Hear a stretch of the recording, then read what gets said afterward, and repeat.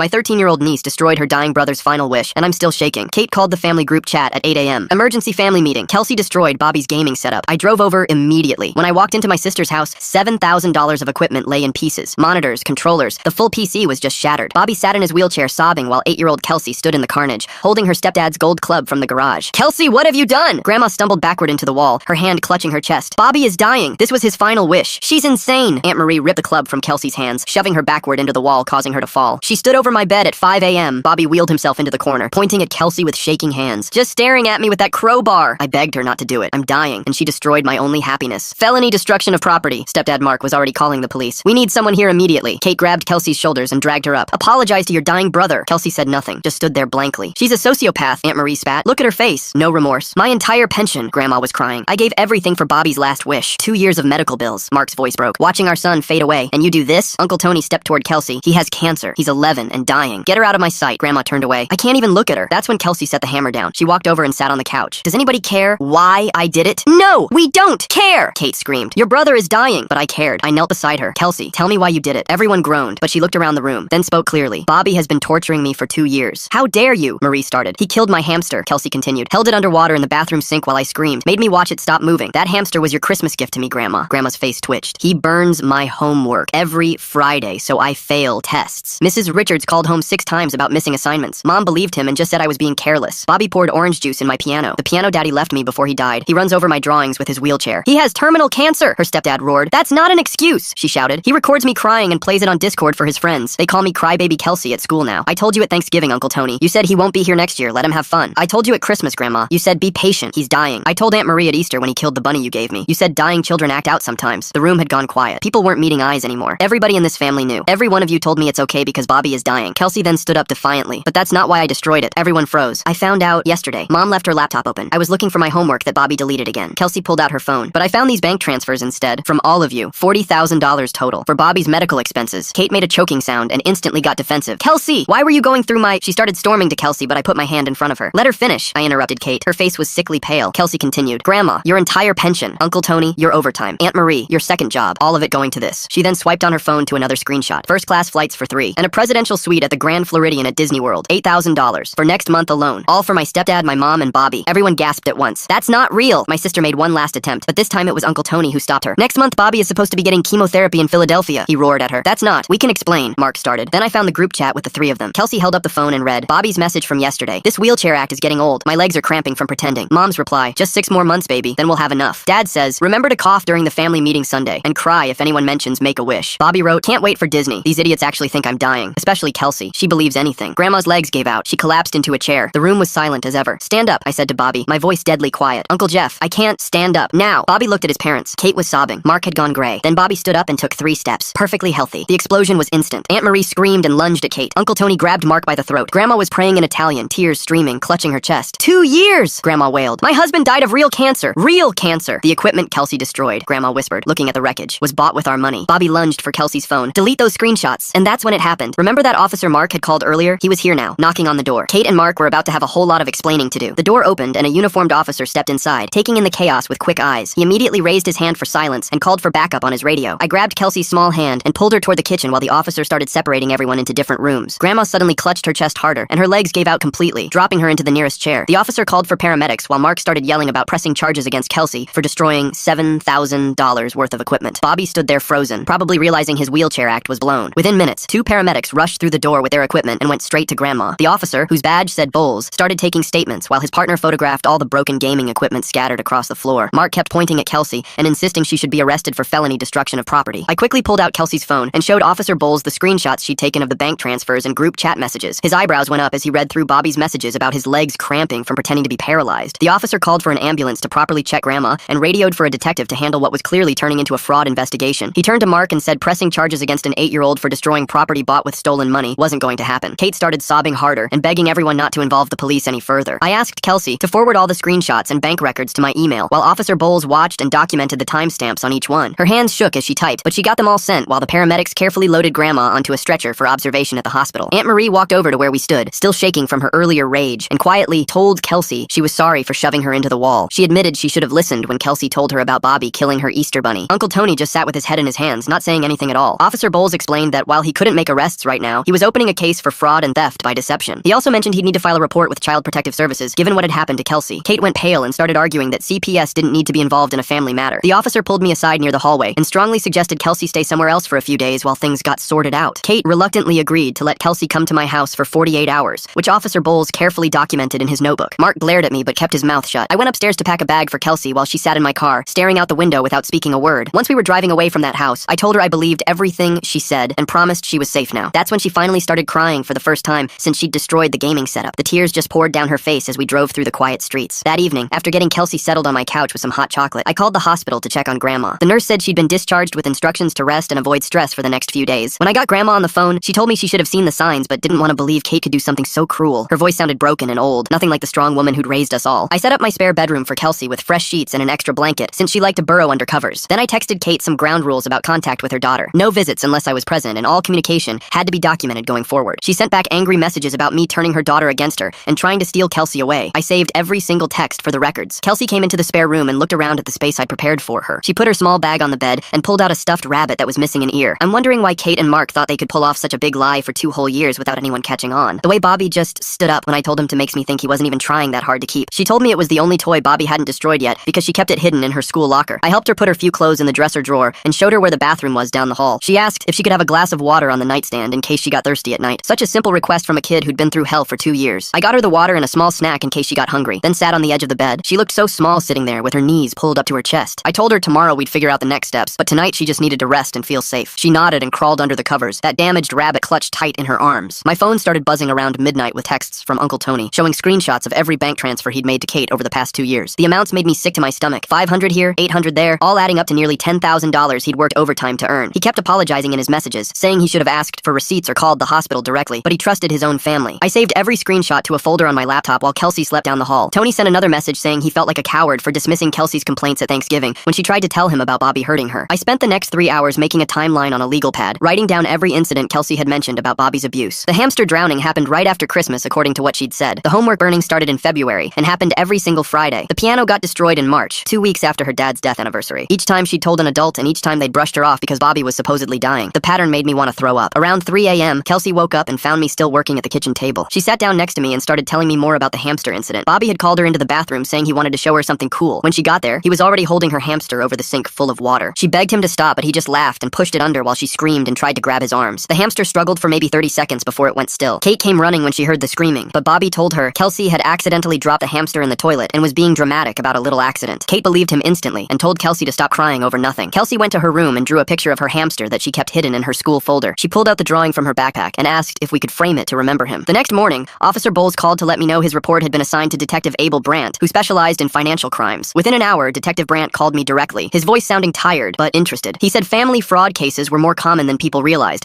and asked if I could bring all the evidence to the station that afternoon. He wanted to interview everyone involved but needed to see what we had first. While I was on the phone with him, I got a text from Kate saying a woman from Child Protective Services had just shown up at their house. I could hear panic in Detective Brandt's voice when I told him, saying CPS must have gotten the report from Officer Bowles already. About an hour later, I got a call from the CPS investigator, Marianne Boucher, who said she'd just left Kate and Mark's house. She described finding the destroyed gaming equipment still scattered across the living room floor and said Mark had been extremely defensive when she asked about the family dynamics. Kate had tried to minimize everything, claiming it was just a misunderstanding about medical bills, but Marianne said she'd seen enough red flags to open a full investigation. She needed to interview Kelsey within the next 48 hours at a child advocacy center. That afternoon, I drove to Grandma's house with my laptop and scanner to help her gather all her financial records. Her hands shook as she pulled out folder after folder of bank statements showing withdrawals from her pension account. We scanned every single receipt and withdrawal slip, the total coming to $14,800. She kept stopping to cry, saying her husband had died of real stomach cancer 5 years ago, and this felt like someone was spitting on his grave. She showed me pictures of him during his actual chemo treatments, bald and skinny and clearly suffering, nothing like Bobby's healthy appearance. She said she'd given Kate everything because she couldn't bear the thought of another grandchild going through what her husband did. While we were scanning documents, Uncle Tony called from his construction site during his lunch break. He couldn't stop thinking about all the times Kelsey had tried to tell him something was wrong. He remembered Thanksgiving specifically when she'd shown him bruises on her arm and said Bobby had grabbed her hard enough to leave marks. He'd told her dying kids act out sometimes and to be patient because Bobby wouldn't be here next year. Now he wanted to write a formal statement for the detective about everything he'd witnessed and ignored. 2 days later, Detective Brandt called to update me on his progress. He'd already drafted subpoenas for the airline records showing the Disney trip reservations and was working on getting the medical records from the hospital Kate claimed was treating Bobby. He said once you start pulling threads in cases like this, everything unravels fast, but he warned me the legal process could take months to fully resolve. He seemed confident though, especially after seeing the screenshots of the family group chat where they'd openly discussed their scam. The assistant district attorney, Lena Boswell, called me the next morning saying Detective Brandt had briefed her on the case. She wanted to make sure everything was done properly to avoid any procedural issues that could let Kate and Mark escape consequences. She was particularly interested in the screenshots showing the three of them planning their lies and said that kind of evidence was gold for proving conspiracy. She recommended we gather every piece of documentation before moving forward with arrests. That evening, Kelsey and I sat at my laptop going through her phone for more evidence. She showed me Discord recordings where Bobby's voice could be heard clearly laughing with his friends about making her cry. They called her Crybaby Kelsey and made jokes about her reactions to his pranks. She had photos of her homework assignments burned and charred in the backyard fire pit. She had a video of her piano with orange juice dripping out of the keys. She'd been collecting evidence for months without even realizing it, just trying to show someone, anyone, that she wasn't making it up. I grabbed my phone and called the children's hospital Kate had mentioned during family dinners. The receptionist transferred me to pediatric oncology, where a nurse picked up after 3 rings. I explained I was calling about my nephew Bobby's treatment records for a family emergency. She went quiet for a moment, then told me privacy laws meant she couldn't confirm or deny any patient information. She suggested having law enforcement make the request through proper channels since they had the authority. I thanked her and hung up, frustrated but understanding they had rules to follow. Meanwhile, Marianne from CPS showed up at Kate and Mark's house for an interview about the whole situation. Kate opened the door looking like she hadn't slept, her eyes red and puffy. Marianne sat them down in the living room and started asking questions about Bobby's diagnosis. First, Kate said Bobby had been misdiagnosed by an inexperienced doctor who confused symptoms. Then she changed her story and claimed they were seeking experimental treatment not covered by insurance. When Marianne pressed for specifics, Mark jumped in saying it was all a big misunderstanding about payment plans. Marianne wrote down every contradiction in her notebook, her pen moving fast across the pages. At the same school where Kelsey attended, Daisy Bowden, the counselor, started pulling attendance records and grade reports. She spread them across her desk and finally saw the pattern Kelsey had mentioned. Every single Friday for the past year showed missing homework assignments in multiple classes. The grades would drop, then Kelsey would work hard to catch up, only to fail again the next Friday. Daisy compared this to the dates when Kelsey had reported problems at home to various teachers. The correlation was perfect, and Daisy felt sick to her stomach for not connecting these dots sooner. She started preparing a detailed report showing how Kelsey's academic performance tanked whenever she tried to get help. That evening, my phone buzzed with a voice message from Grandma that was half Italian, half English. Her voice cracked as she talked about her husband Antonio and how he'd suffered through real chemo. She described watching him lose his hair, throw up for hours, and waste away to nothing. She said she was ashamed for using his memory to guilt Kelsey into being patient with Bobby. She wanted to make things right but didn't know where to start and kept switching between languages. Detective Brandt called me the next morning with an update on his investigation. The airline had sent over the records he'd subpoenaed showing 3 first-class tickets to Orlando. The names on the reservation were Kate, Mark, and Bobby, scheduled for next month. The Disney resort booking showed a presidential suite at the Grand Floridian for a full week. The total came to over $8,000, all paid with a credit card in Kate's name. Kelsey kept evidence of Bobby's abuse for months. While everyone dismissed her, the Discord recordings, burned homework photos, and that piano video, she was building a case without even knowing it, just desperately trying to get someone to believe her reality. He added these documents to his growing evidence file and said things were moving fast. 2 days later, the Children's Hospital finally responded to Detective Brandt's official request for medical records. They confirmed they had no oncology file for Bobby, no chemotherapy appointments, no cancer diagnosis at all. His medical records showed only routine pediatric visits for normal kid stuff, like strep throat and ear infections. His last visit was 6 months ago for strep, and he'd been prescribed antibiotics. Detective Brandt called this the smoking gun he needed to prove the whole cancer story was fake. That afternoon, Mark called my cell while I was making Kelsey lunch at my apartment. He started rambling about how they were just exploring second opinions, and everyone was overreacting to a misunderstanding. I told him I was recording the call since that's legal in our state without his consent. He immediately got defensive and started yelling that I was trying to trap him. He claimed they never meant for things to go this far, and it started as a small lie. I asked him to explain the Disney tickets, and he hung up on me without answering. Later that day, one of Kelsey's classmates sent her screenshots from Bobby's Discord server. Bobby had posted about how his family were haters and how he'd almost gotten caught but pulled it off. He bragged about fooling everyone for 2 years and said he deserved an Oscar for his performance. He even joked about practicing his wheelchair routine and complained about having to fake cough all the time. The kid who sent the screenshots said Bobby didn't realize his posts could be used as evidence against him. A DA, Lena Boswell, reviewed all the evidence Detective Brandt had gathered and started drafting preliminary charges. She listed theft by deception for the $40,000 stolen from family members. She added conspiracy to commit fraud since all 3 of them planned it together. She also included child cruelty charges for what they'd put Kelsey through for 2 years. She noted in her file that Kelsey's destruction of the gaming equipment wouldn't result in charges. Since the equipment was bought with stolen money, it wasn't really Bobby's property to begin with. She wanted to move carefully, but make sure the charges would stick in court. CPS held a meeting and created a formal safety plan for Kelsey's living situation. They determined she would stay with me temporarily while the investigation and legal proceedings continued. Kate would only get supervised visits at the CPS office with a social worker present. Mark wouldn't be allowed any contact with Kelsey at all given his aggressive behavior. Kelsey seemed relieved when Marianne explained the plan, but her face fell when she realized she couldn't see her mom normally. It was complicated for an 8-year-old to process that her mom had done something so wrong. That first weekend, I took Kelsey to Target and let her pick out stuff for her new room at my place. She grabbed a purple nightlight shaped like a butterfly and spent 20 minutes testing every single one on the shelf to find the brightest. We bought shelves for her drawings and she arranged them by color while I made pancakes Saturday morning. She ate 3 bites, then stopped and looked at me like she was waiting for something bad to happen. I told her she could eat as much or as little as she wanted, and she relaxed enough to finish half the stack. Sunday morning, she woke up screaming from a nightmare, and it took an hour to calm her down. My phone was blowing up with family group chat messages the whole time. Aunt Marie wrote paragraph after paragraph about how sorry she was for not listening to Kelsey at Easter when Bobby killed that bunny. Uncle Tony sent me screenshots of his bank transfers to Kate with angry emojis and said he felt like the world's biggest fool. Kate kept sending voice messages crying and saying we were all overreacting, and then switching to screaming that I kidnapped her daughter. I muted the chat but took screenshots of everything for the lawyer I knew I'd need. Monday morning, I called Kelsey's school school and asked to speak with the counselor about what was happening. Daisy Bowden set up weekly sessions for Kelsey starting that Wednesday and made notes in her file that she was going through family trauma. She talked to all of Kelsey's teachers privately and told them to give her extra time on assignments without making a big deal about it. Kelsey came home from the school that first day and said Mrs. Richards actually smiled at her and asked if she was okay. Marianne from CPS called Tuesday and said Kelsey needed to do a formal interview at the Child Advocacy Center downtown. She explained they had special rooms with cameras where trained people would talk to Kelsey about everything that happened. She said I could watch from another room but couldn't be in there with her. The interview was scheduled for Thursday, and Marianne spent an hour on the phone walking us through what would happen so Kelsey wouldn't be scared. Detective Brandt started calling family members for official statements that same week. He interviewed Grandma first at her house, and she showed him every receipt she'd saved from giving Kate money. She cried through the whole thing and kept saying she should have asked for medical records but trusted her own daughter. Aunt Marie met him at the police station and brought printed emails where Kate described Bobby's treatments in detail. Uncle Tony gave his statement over lunch break at his job and admitted he'd worked 60-hour weeks for 6 months to help pay for fake chemo. The detective told me later that all three of them looked broken when they realized how long the lie had been going on. Thursday morning, Detective Brandt called with news that made my stomach drop. Someone had tipped him off that Kate contacted Make-A-Wish Foundation 3 months ago about getting Bobby a Disney trip. The charity confirmed they had an application on file claiming Bobby had terminal leukemia with 6 months to live. They hadn't processed it yet because they were waiting for medical documentation that Kate kept saying was coming. This showed she wasn't just scamming family, but was ready to steal from dying kids too. That afternoon while I was at work, Kelsey texted me from the school saying she found something important on her phone. When I picked her up, she played me an audio recording from last month where Bobby was practicing his sick kid act. You could hear Kate in the background telling him to cough more and sound weaker. She coached him on what to say if anyone asked about his treatments. Bobby kept laughing and saying this was better than theater class. The detective called it the best evidence he'd seen in 20 years of fraud cases. Friday night around 9, someone started pounding on my front door so hard, the whole frame shook. Mark was outside screaming that I had no right to keep his wife's daughter from her. I grabbed Kelsey and took her to the back bedroom, locked the door, and called 911. I stayed on the phone with the operator while Mark kept pounding and yelling threats about what he'd do if I didn't open up. The police took 12 minutes to arrive, but Mark was still there kicking my door when they pulled up. They arrested him for criminal threats and disturbing the peace while Kelsey watched through the bedroom window. The next Monday, I went to the courthouse to file for a protective order against Mark and request emergency custody of Kelsey. The magistrate read through the police reports and CPS documents and granted a temporary order right there. Mark had to stay 500 feet away from both of us, and Kate could only see Kelsey at the CPS office with supervision. The judge looked disgusted when he read about the fake cancer scheme, but stayed professional. 2 days later, CPS filed their official neglect petition with the family court. They created a whole case plan that Kate had to follow to get Kelsey back. She had to complete 12 weeks of parenting classes, attend individual therapy twice a week, and pass random drug tests even though drugs weren't part of the case. They also ordered Bobby to get psychological evaluation and weekly counseling to deal with whatever made him think torturing his sister was okay. Marianne said the system was finally taking it seriously because of all the evidence we had. The next morning, Daisy called me from the school to talk about how to handle things with the other kids since word was spreading fast about Bobby's fake cancer. She set up a class meeting about honesty and trust without using any names, but everyone knew what it was really about. She made sure the other kids didn't start bullying Bobby, even though what he did was wrong, because 2 wrongs don't make a right. She also pulled Kelsey aside during lunch to tell her that what happened to her was real and that the adults should have listened better. 3 days later, Kate texted me asking if we could meet alone at the coffee shop near my work to talk about everything. I brought my phone to record and told her right away that I was recording, which was legal in our state, and she said that was fine. She sat there picking at her napkin and admitted she knew it was wrong from the start, but they were drowning in bills after Mark lost his job last year. She said it started with just asking Grandma for help with 1 month's rent, and then people kept offering more money and the lie got bigger and bigger. She told me they never meant for it to go on this long, but once Bobby was in on it, they couldn't figure out how to stop without destroying everything. I didn't offer any forgiveness because that wasn't mine to give, and told her she needed to earn it from Kelsey and everyone she stole from. The next week, Boswell called me to say she was offering Kate and Mark a plea deal where they'd plead guilty to fraud and attempted charity fraud. In exchange, they'd get 5 years probation, have to pay back every penny, do 200 hours of community service each, and complete mandatory counseling. Mark's story keeps changing. First, it's a misunderstanding, then a small lie that got out of control. The timing of that Make-A-Wish application makes me wonder if Kate was planning even bigger scams while crying poverty to her family. She said no charges would be filed against Kelsey for breaking the gaming stuff since it was bought with stolen money anyway. They had 7 days to decide if they wanted to take the deal or go to trial where they could face actual jail time. Meanwhile, Grandma met with a financial counselor at the community center who helped her figure out how bad things really were. She'd given Kate almost her entire pension savings and would have to go back to work at 72 years old just to pay her basic bills. The counselor helped her apply for a part-time job at the library and set up a strict budget so she could slowly rebuild her savings. Grandma told me she was determined to move forward instead of sitting around feeling sorry for herself, even though this was the hardest thing she'd faced since Grandpa died. Detective Brandt sent me a copy of his final report, which officially stated that the gaming equipment wasn't really Bobby's property, since it was purchased with money obtained through fraud. This meant Kelsey destroying it wasn't a crime, and nobody could press charges against her even if they wanted to. He wrote that in his 20 years of investigating fraud, he'd rarely seen such clear evidence, and that the family was lucky Kelsey had documented everything so well. I spent the next 2 weeks working with Marianne to get ready for the family court hearing by organizing all the witness statements and evidence into a binder. Kelsey practiced what she would say if the judge wanted to hear from her, even though kids her age usually don't have to testify. She was nervous, but kept saying she wanted to tell her truth to someone official who would actually listen this time. Bobby's therapist made him write an apology letter to Kelsey as part of his treatment, but when it arrived, it was only 3 sentences long and didn't sound sorry at all. The therapist included a note saying Bobby was struggling to accept responsibility and understand how his actions hurt others, but they were working on it. Kelsey read the letter once, handed it back to me, and asked me to put it somewhere she wouldn't have to see it again. 2 weeks after that, Kate and Mark showed up at the courthouse to accept kept the plea deal looking like they hadn't slept in days. The judge read out all the charges and asked if they understood what they were agreeing to, and they both said yes. Kate cried through the entire thing while Mark just stood there with his jaw clenched, looking mad at the world. The judge ordered them to pay back $38,000 in restitution to all the family members they'd stolen from. They'd have to make monthly payments for the next 10 years, along with completing their community service at a local food bank. The judge also banned them from creating any fundraising campaigns or charity requests for the rest of their lives. Right after court, Marianne filed paperwork to extend Kelsey's safety plan through the whole summer, since Kate needed to complete at least half her required parenting classes and therapy before they'd even consider letting her see Kelsey without supervision. The plan said Kelsey would stay with me, and Kate could have supervised visits at the CPS office once a week if Kelsey felt comfortable with it. Kelsey seemed relieved when Marianne explained she had at least 3 more months before anything would change, and maybe longer if she didn't feel ready. That same afternoon, Aunt Marie showed up at my door with an envelope and asked if she could talk to Kelsey for just a minute. She got down on her knees in front of Kelsey and apologized again for shoving her that day and not believing her all those times she asked for help. She said she'd been so focused on Bobby being sick that she ignored a real child who was really hurting right in front of her. The envelope had a check for $500 to help pay for some of Kelsey's therapy sessions as her way of trying to make things right. She told Kelsey she didn't expect forgiveness, but wanted her to know that she finally understood how badly all the adults had failed her. The next morning, Daisy called me from the school to say she'd been tracking Kelsey's attendance since she started living with me, and the difference was huge. She showed me the charts when I picked Kelsey up that afternoon, pointing to how she'd missed 23 days in the past semester, but only 1 day since moving in with me. She'd already talked to Kelsey's teachers about creating a catch-up plan that wouldn't stress her out too much. Each teacher agreed to let Kelsey turn in 1 missing assignment per week until she was caught up, and they'd grade them for partial credit instead of zeros. Mrs. Richards even offered to stay after school on Tuesdays to help Kelsey with math, since Bobby had burned so many of her homework sheets. Within 2 weeks, Kelsey's grades started climbing back up, and her teachers kept emailing me about how she was raising her hand in class and actually talking to other kids at lunch. About a week after that, Uncle Tony showed up at my door carrying a big cardboard box, while Aunt Marie stood behind him holding an envelope. They'd gone to 3 different music stores looking for a used keyboard that wasn't too expensive but still worked properly. The one they found was a Yamaha with 61 keys, and it came with a stand and a bench. Tony set it up in Kelsey's room, while Marie explained they weren't trying to buy forgiveness. They just wanted to replace what Bobby had destroyed. Kelsey sat down at the keyboard and pressed a few keys, then slowly picked out the notes to Twinkle, Twinkle, Little Star from memory. When she finished the song, she turned around with the first real smile I'd seen from her in weeks. The therapy session started the following Monday with a child psychologist who worked specifically with kids who'd been through trauma. Kelsey didn't want to talk at first, so the therapist gave her paper and crayons instead. She drew picture after picture of her hamster, using every shade of brown and gray to get the fur just right. Then she drew Bobby holding it underwater while she stood there crying. The therapist didn't push her to talk about it, just let her draw, and nodded when Kelsey finally said she felt mad and scared at the same time. After the session, the therapist told me it was good that Kelsey was expressing these feelings instead of keeping them locked inside. Meanwhile, Grandma had started going to a support group at the senior center for people who'd been victims of fraud. She called me after her 3rd meeting to say she'd stopped beating herself up about being too trusting. The group leader helped her see that con artists specifically target family members because they know people want to help their loved ones. She was learning to focus on rebuilding her finances instead of drowning in guilt about losing her pension. Detective Brandt called me about a month later to say he was officially closing the active investigation. Kate and Mark had made their first restitution payment of $800 that would be split among all the family members they'd stolen from. They were also showing up to their required therapy sessions every week and had started their community service at the food bank. The legal system had done what it could do, and now it was just about them following through with the plea agreement. A few days after that, my phone rang with a number I didn't recognize. The woman on the other end said she was a reporter from the local paper and had heard about our family's situation through court records. She wanted to interview me about what happened, maybe get some photos of Kelsey for a human interest piece. I told her absolutely not, that an 8-year-old girl's privacy was more important than any news story. She tried to convince me it might help other families recognize the signs of fraud, but I held firm. She finally agreed not to pursue the story and thanked me for my time. 3 months had passed since that terrible morning at Kate's house when everything came out. The counselor at CPS arranged for Kelsey and Bobby to have a supervised meeting to see if they could start working through what happened. Bobby sat on one side of the room with his therapist, while Kelsey sat on the other side with hers. The counselor explained the rules about respectful communication and asked Bobby if he had anything he wanted to say. Bobby looked at the floor and mumbled that he knew he'd hurt Kelsey, and he was sorry. Kelsey listened but didn't say anything back. After about 20 minutes, she told the counselor she wanted to leave. Everyone respected her choice, and nobody pushed her to stay longer or forgive Bobby. The counselor said it was important for Kelsey to have control over these interactions after having no control for so long. Kate had been working hard to meet all the court requirements and sent proof that she'd completed half of her parenting classes. She also wrote Kelsey a 3-page letter that Marianne delivered to me. In the letter, Kate took responsibility for not protecting Kelsey from Bobby's abuse and for being so focused on money that she ignored her daughter's pain. She wrote that she understood if Kelsey never forgave her, but she hoped someday they could have a relationship again. She didn't demand anything or try to guilt Kelsey, just acknowledged the harm she'd caused. Kelsey read the letter once, handed it back to me, and asked me to put it in a drawer where she wouldn't have to see it every day. 2 weeks later, we drove to the CPS office for Kelsey's first supervised visit with Kate. They had a small room with toys and books where they could spend an hour together while a social worker observed. Everything started okay, with Kate asking about school and Kelsey's new keyboard. But then Kate started crying and saying how much she missed Kelsey, how the house felt empty without her. Kelsey stood up and told the supervisor she wanted to leave. The supervisor immediately ended the visit and walked Kelsey out to me. Detective Brandt just happens to write that Kelsey documented everything perfectly, 20 years of experience, and this is somehow one of his clearest cases. Something about the timing of all these apologies and payments feels really convenient, right, when everyone's facing legal consequences. She made notes in her file that Kelsey had appropriately advocated for herself when she felt uncomfortable. Finally, the 4-month review hearing arrived at the courthouse. The judge read through all the reports from CPS, us, the therapists, and Daisy from the school. Marianne testified that Kelsey was thriving in my care and recommended she stay with me through the rest of the school year. The judge asked about Kate's progress and heard that she was complying with all requirements, but still had work to do in therapy. The judge approved the plan for Kelsey to stay with me with a gradual schedule for Kate to earn back unsupervised visits if she continued therapy and respected Kelsey's boundaries. After court, Kelsey and I went for ice cream, and she told me she felt safe knowing she didn't have to go back yet. 2 days after court, Uncle Tony started a new family group chat on his phone and added everyone except Mark. He typed out rules at the top about listening to kids when they say something's wrong and pinned Aunt Marie's apology message where she admitted she should have believed Kelsey about the bunny. Nobody really talked in it for the first week except to share photos of food or weather updates. I saw the community center had free art classes starting and filled out all the scholarship forms for Kelsey while she watched me check every box. The lady at the desk stamped the papers and handed us a supply list that the program would cover completely. Kelsey picked a purple folder for her art supplies and spent 20 minutes choosing between different sketch pads at the store. Her first class was on a Tuesday, and she came home with charcoal all over her hands, showing me how to shade a sphere. Kate kept making her monthly payments to everyone, and Grandma told me she'd gotten back about $5,000 so far. Grandma found a job at the library 3 days a week, checking in books and helping with the children's reading program. She sent Kelsey a photo of herself wearing the library name tag. Bobby's therapist called me to say he'd written another apology letter and asked if Kelsey wanted to receive it. I asked Kelsey and she said yes, so the therapist mailed it to our house. This one was 3 pages long, and Bobby wrote about understanding how scared Kelsey must have been when he killed her hamster and how wrong it was to call her names at the school. His handwriting was messy, but he'd clearly tried to explain each thing he'd done wrong. Kelsey read it twice, then put it in her desk drawer with the other one. The supervised visits at CPS had been going okay, so Marianne approved Kate's request for an unsupervised visit at the park. I drove Kelsey there on a Saturday morning, and Kate was already waiting on a bench with a bag of bread for the ducks. They walked to the pond together while I sat in my car where I could see them, but not hear what they said. Kelsey showed Kate her art folder, and Kate looked through each drawing carefully. After exactly 2 hours, Kelsey walked back to my car, and Kate waved from the bench. In the car, Kelsey told me they'd talked about her art class and which teacher she liked at the school, but Kate hadn't cried or asked her to come home. 4 months had passed since that morning when everything exploded, and our family worked differently now. Uncle Tony called me every week to check on Kelsey and sent her Amazon gift cards for art supplies. Aunt Marie brought casseroles to my house and left them on the porch with notes saying she didn't need to come in, just wanted to help. Grandma had paid off her credit cards with the restitution money and moved to a smaller apartment near the library where she worked. Kate and Mark both worked extra shifts at their jobs to keep making the monthly payments while doing their community service on weekends. Mark cleaned graffiti off buildings, and Kate sorted donations at the food bank. The prosecutor said they were meeting all their requirements and staying out of trouble. Everyone who'd given money for the fake medical bills had gotten back, at least some of it, and would eventually get it all if Kate and Mark kept working. Bobby went to counseling every week, and his therapist said he was starting to understand why what he did hurt people. He joined a youth group at the community center where they did volunteer work and learned about empathy. The therapist thought maybe in a year Bobby and Kelsey could try talking again if Kelsey wanted to. On a regular Thursday morning, Kelsey sat at my kitchen table drawing in her new sketchbook while humming a song from her music class. She'd drawn a tree with birds in it and was adding leaves one by one with her colored pencils. Her cereal bowl sat half empty beside her, and she'd already packed her school bag for the day.